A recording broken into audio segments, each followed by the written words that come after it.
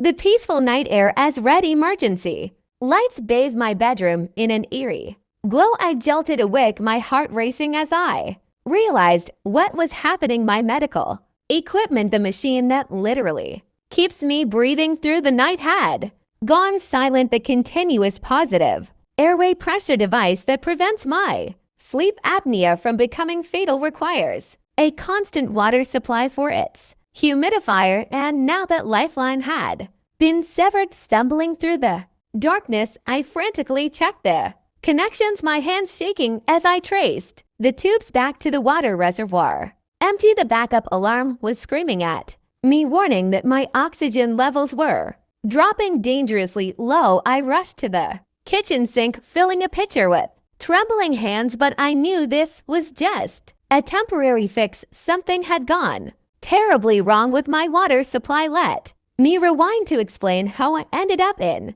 this nightmare situation. 3 months earlier, I had moved into what seemed like the perfect suburban neighborhood. Manicured lawns, pristine sidewalks, and a sense of community that felt like something out of a magazine. What I didn't realize was that this picture perfect facade came with a price, and her name was Karen. Karen Mitchell was the HOA president, a woman in her early 50s who treated the neighborhood covenants like sacred scripture. She had short, bleached blonde hair that never seemed out of place, always wore designer athleisure wear despite never actually exercising, and carried herself with the kind of authority that comes from having too much time and too little real responsibility. From the moment I moved in, I could feel her eyes on me, watching, waiting for any opportunity to flex her petty power. My medical condition requires a specialized machine that runs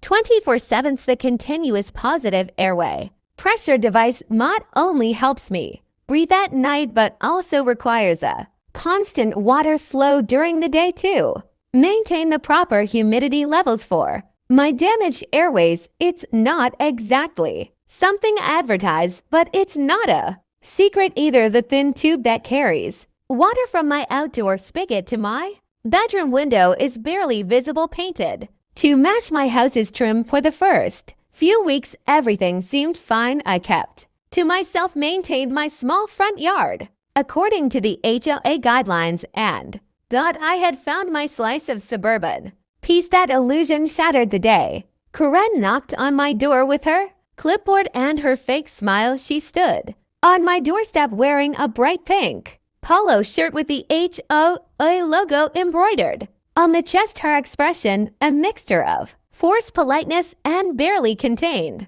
irritation. "Good morning," she said in a tone that suggested it was anything but did. "I'm Karen Mitchell, your HOA president, and I need to discuss some concerns about your property." I invited her in, thinking this was just a friendly new neighbor visit. How wrong I was. She immediately launched into a list of supposed violations, her voice becoming more shrill with each complaint. "Your garden hose," she said, pointing toward my window, "is an unsightly nuisance that violates Section 12.4 of our community guidelines. It needs to be removed immediately." I tried to explain my medical situation, keeping my voice calm and reasonable. I showed her the doctor's documentation, the medical necessity forms, and even offered to have my physician contact her directly. Her response was a dismissive wave of her perfectly manicured hand. "I don't care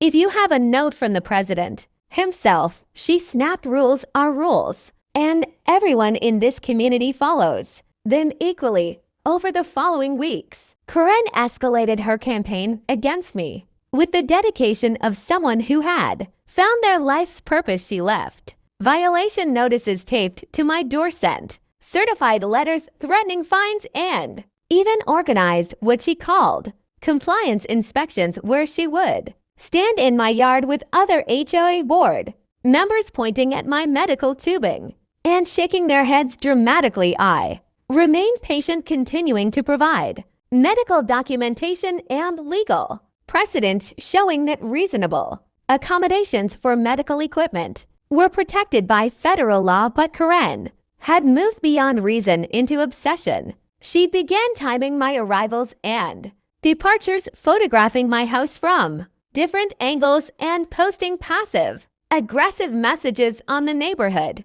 social media group about residents who think they're above the rules. The turning point came on a Tuesday morning when I discovered my outdoor water valve had been secured with a heavy-duty padlock. There was no warning, no notice, just my lifeline to survival cut off. Without ceremony, I called Karen. Immediately, my usual calm demeanor finally cracking. "You can't do this," I told her. "This is medical equipment. You're literally endangering my life." Her response chilled me to the bone. She laughed and said in a voice dripping with false sweetness, "Maybe now you'll take our community standards seriously. The lock stays until you comply with HOA regulations." Within hours, my breathing became labored. The dry air was irritating my damaged airways, and by evening I was in genuine distress. That's when the alarm started going off, and I knew I had no choice but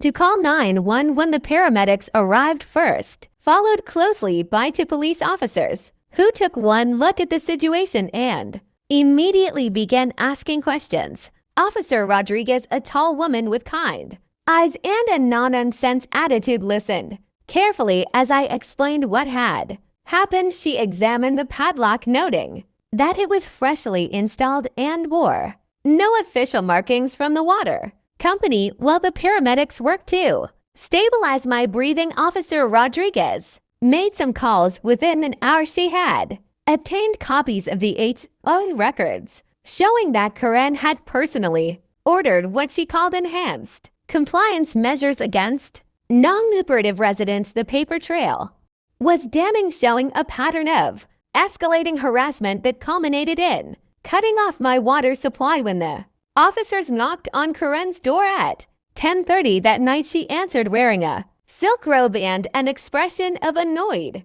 superiority. "What's all this commotion about?" she demanded, as if the ambulance and police cars in the neighborhood were simply an inconvenience to her beauty sleep. Officer Rodriguez showed her the documentation, the medical necessity forms, and explained that interfering with medical equipment could result in serious criminal charges. I watched from my doorway as Karen's demeanor shifted from arrogant to defensive. In a matter of seconds, she began stammering excuses, claiming she didn't know about my medical condition despite the months of documentation I had provided. But the evidence was overwhelming. Security cameras from 3 different neighbors had captured her installing the padlock, text messages on her phone, which she foolishly consented to let them examine, showed her bragging to other HOA board members about finally dealing with the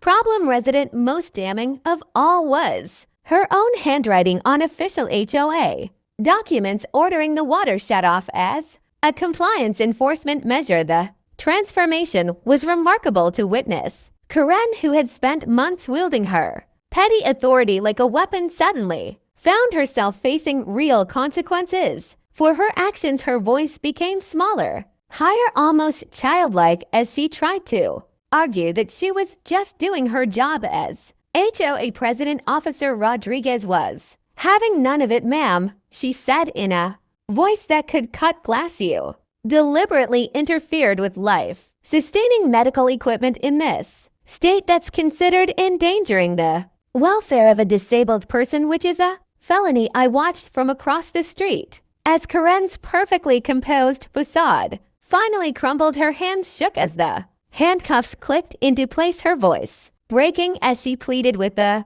officers, "This is all a misunderstanding." She kept repeating, "I was just enforcing the rules. You can't arrest me for doing my job." But they could, and they did, as Karen was led away in the back of a police cruiser. Her neighbors watched in stunned silence from their doorways and windows. The woman who had terrorized them with violation notices and compliance inspections was finally facing justice for her actions. The legal proceedings moved swiftly. Karen's lawyer tried to argue that she was simply overzealous in her HOA duties, but the prosecution had a mountain of evidence showing deliberate targeting and escalation. The medical experts testified that cutting off water to my breathing equipment could have resulted in respiratory failure or even death. The district attorney painted a clear picture of Karen's escalating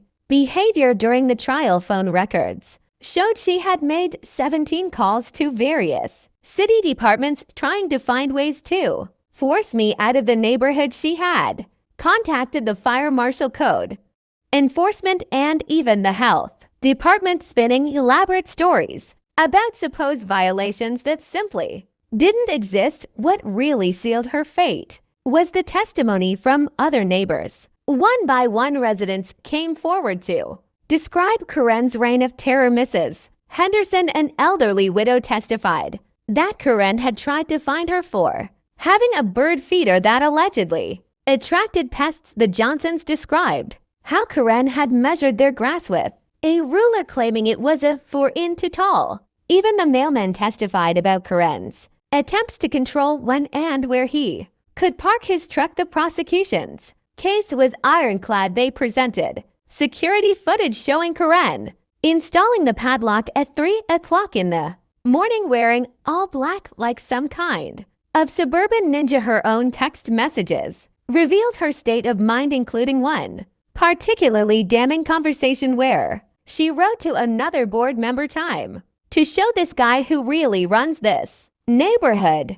During sentencing, Karen's lawyer made a desperate plea for leniency, claiming his client was simply passionate about community standards. But Judge Williams wasn't buying it. This wasn't about maintaining property values. He said sternly this was about a systematic campaign of harassment that culminated in endangering someone's life. 3 weeks later, I stood in the courtroom as the judge delivered Karen's sentence. She was found guilty of endangering the welfare of a disabled person and sentenced to 18 months in prison, along with $50,000 in fines and restitution. As the gavel fell, Karen's face went white, with shock, her mouth falling open as the reality of her situation finally sank